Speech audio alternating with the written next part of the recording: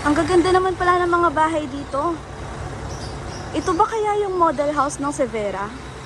May sales agent kaya?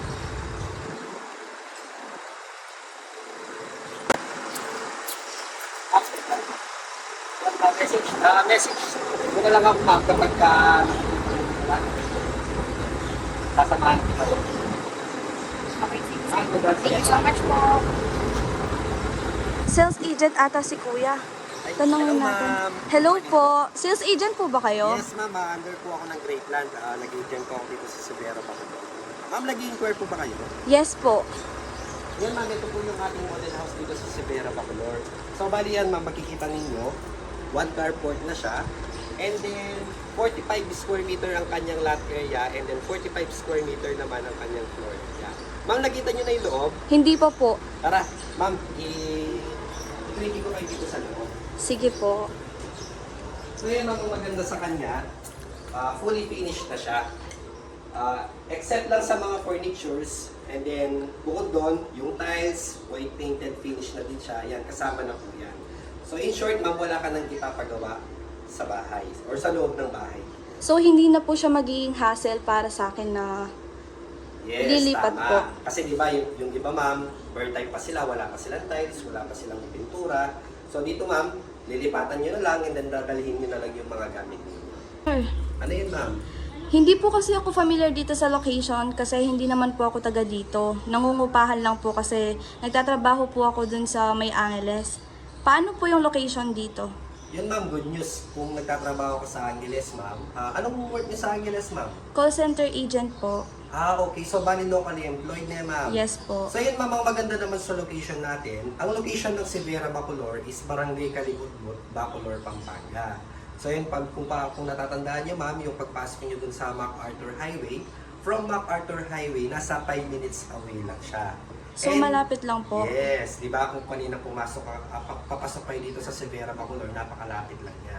And ang maganda sa kanya ma'am, dito sa mismong Severa Bacolod, sa tapat ng gate, may public market dyan, meron din tayong Pure Gold, and then meron din mga schools dyan, at saka yung church. So, easy access po yung place ng Severa for me po na nagtatrabaho sa Angeles. Yes, tama. Kasi kung halimbawa ma'am, magmula niyan sa sentro ng Angeles, kung saan kayo nagtatrabaho ma'am, nasa 12 minutes away lang siya. And then kung halimbawa naman ma'am, papunta ka ng SM Tela Bastagan, 8 minutes away naman siya. So napakalapit lang.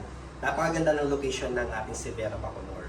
And ang maganda dito ma'am, meron na din tayong mga amenities. Meron siyang swimming pool, clubhouse, basketball court, and volleyball. So kumpleto na siya pagdating sa mga amenity natin. Ang ganda naman po pala dito sa Severa. Yes, tama. Dito naman ma'am, ang maganda sa kanya, yan, nakatiles na din po yung kanyang sink. And then meron na din siyang built-in cabinet sa ibaba. And then, meron pa siyang service area dito ma'am. So nasa sa inyo yan ma'am. Upon turnover kasi meron na din naman siya ng fence. And then, nasa sa inyo yan kung gusto niyo siyang ipa-enclose or kung gusto niyo siyang ipa-grills na lang. Pwede niyong gawing laundry area to. And Ang then ayos dito naman naman po sa pala. toilet and bath niya ma'am. Pero yung maganda sa kita. Yan. Naka-tiles na siya hanggang itaas. And then kasama na din po yung mga yan. Ito lang ang hindi kasama dyan ma'am. Yes po. Upon turnover. Papakita ko sa inyo yung itaas. Sige po. Sa itaas natin, naka 2 bedrooms po siya. So yan ma'am, ang maganda sa kanya, pagdating sa second floor, 2 bedrooms na po siya. And then, meron na din siyang built-in cabinet. Di ba? So, kasama na po yan. Yes. Kasama na yan ma'am, upon turnover unit. Tapos ang maganda sa kanya ma'am, sliding na din yung kanyang mga window. Ang ganda naman po. Di ba? Dito naman ma'am, dito tayo sa second bedroom. Sa second bedroom naman ma'am, syempre, meron din siyang built-in cabinet. Diba? Less hassle po pala kapag lumipat dito. Yes. And then, syempre, naka-sliding window na din siya sa harapan. So tara ma'am, pag-usapan naman natin yung computation natin kung paano tayo makakapag-avail dito sa Severa Bacolod. Sige Tara po. ma'am, dito tayo sa baba. So ayan ma'am, no, i-explain ko po yung ating sample computation dito sa Silvera Bacolor. So yun ma'am, nabanggit mo kanina na call center agent ka dito Yes sa po. Angeles, di ba ma'am? Yes So po. yun ma'am, kung locally employed po, basta nasa above 35,000 po ang ating basic salary, qualify na po kayo na makapag-avail dito sa Silvera Bacolor. Ito yung sample computation natin ma'am. So bali yan ma'am, ito yung ating total contract price, 2,042,000. And then 95% ma'am, loanable amount, ito yung ipapasok natin kay Pag-ibig. Ang total down payment niya is 102,000, reservation fee na 20,000. And then itong balance on equity ma'am, or yung balance niyo sa down payment na 82,000, pwede niyo pong bayaran ito in 3 years without interest. Yun yung maganda sa kanya. So, hindi po siya hassle for me. Yes, kasi magkano lang naman yan ma'am kapag dinivide natin yan ng 36 months, di ba? And then, dito ma'am, 20,000 reservation fee, ipapasok na din kasi siya kaagad kay Pag-ibig. So, bali ang waiting mo lang dito ma'am, since ready for occupancy na ang mga unit dito, 5 to 6 months lang ang waiting mo, and once na-approve na tayo kay Pag-ibig, 7 days after ma-approve, maaari nyo na pong, maaari nang ma-turn over sa inyo ang unit. And kung makikita din dyan ma'am, yung kanyang miscellaneous fee na 80,000 is free na po siya. So hindi nyo na siya kailangan bayaran. Yun yung maganda sa kanya. And then kapag halimbawa ma'am, kinuha natin siya ng 30 years, 12,734.71. Ayan, meron din tayong 25, 20 years, 15 years. So nasa sa inyo po yan kung ano po ang gusto ninyong years na kukunin. And then,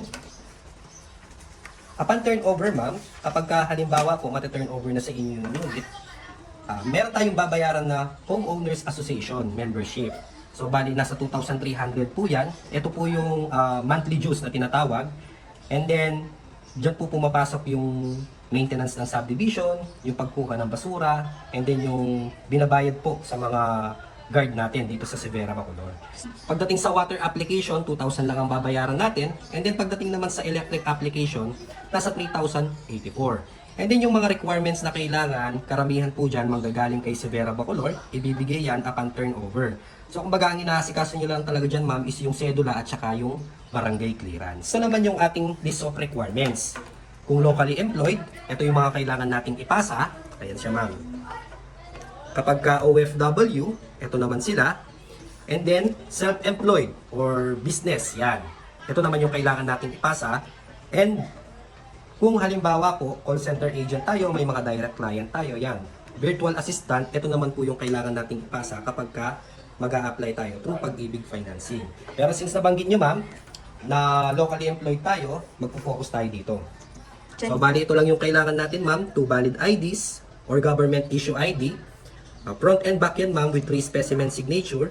And then, ma'am, single po ba or married ma'am? Single po. So yun, kung single naman ma'am, so hindi nyo na kailangan magpasa ng marriage contract. Ano lang ma'am, PSA birth certificate. And then, one by one na ID. And then, one by one na picture ID ma'am. And then, birth certificate, TIN number, SSS number, Pag-ibig number. And then, yung virtual Pag-ibig account ma'am. Kung meron po kayong online app ng Pag-ibig, kahit i-screenshot lang po natin yung ating regular savings. Pwede na po yan. Or kung wala naman, pwede po kayong kumuha ng MDF or ESAB sa mismong Pag-ibig branch. So yan lang naman ang kailangan nating requirements kapag ka mag-a-apply tayo sa Pag-ibig. So yun ma'am, ano po bang plano natin ma'am? Plano nyo na po bang masimulan ng investment property nyo or pag-iisipan nyo na muna? Magre-reserve na po ako kasi ganun din po. 3 years po ako nangungupahan, 8,000 monthly. Imagine no, 8,000 monthly tapos 3 years ka nang nangungupahan. So kung kapag kasi inipon natin yun ma'am, napakalaki na din yun, di ba? Kaya nga So po. dito ma'am, since 20,000 reservation lang naman siya and then ipapasok ka na kay Pag-ibig. Magbabayad ka ng monthly ma'am, nasa 12,734 lang para ka lang din nangungupahan, di ba? The end of the day, sa inyo pa yung bahay. Maganda nga po, rent to own na po nun. Yes, parang ganun siya, rent to own. So yan ma'am, kung magre-reserve na tayo ngayon ma'am, ang kailangan lang naman natin, basta meron tayong 2 valid IDs and then yung ating proof of income, yung ating payslip, and then 20,000 reservation, masisimulan mo na yung investment property mo. So tara ma'am, punta tayo ng office para at least makapag-reserve ka na. Sige po.